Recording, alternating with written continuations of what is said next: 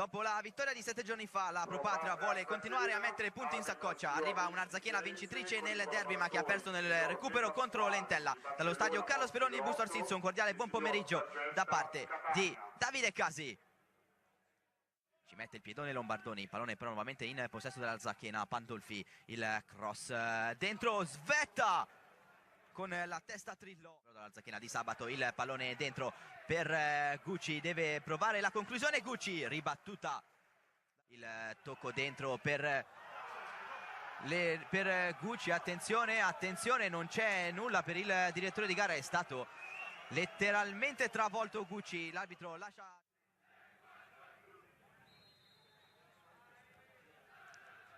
Parte Lenoci, pallone alto di poco sopra la traversa.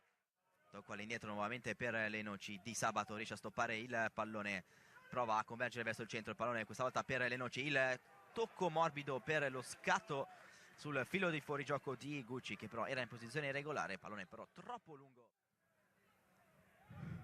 La conclusione, mancano in due tempi, poi sbuca Sanna.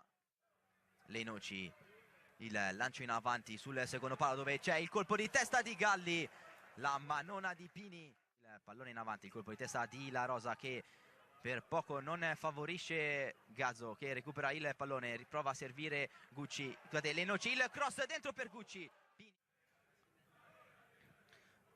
Casini, il tocco verso Sanna che entra in area di rigore, il tiro di Sanna, pallone che si spegne sopra la traversa di Mangano senza creare. Di Sabato, il tocco di Gucci per Galli, il tiro di Galli ci arriva con la punta delle dita Pini che mette in corner.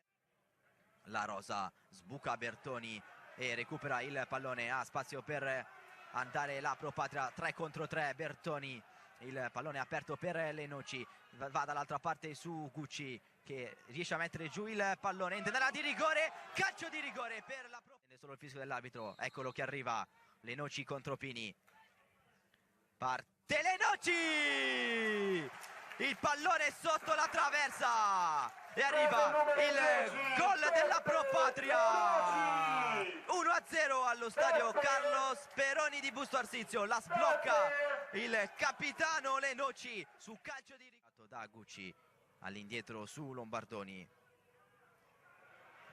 il pallone in avanti messo dietro per Gucci, la risposta di Pini, lancio verso Gucci che però è in posizione di offside. Arriva il triplice fischio finale del signor Ricci di Firenze, game over per l'Arzachena, altri 3 punti d'oro per la Pro Patria che riesce a vincere con il rigore trasformato da Lenoci al 30° del secondo tempo. E dopo la vittoria di settimana scorsa contro il Pontedera arriva anche la vittoria contro l'Arzachena.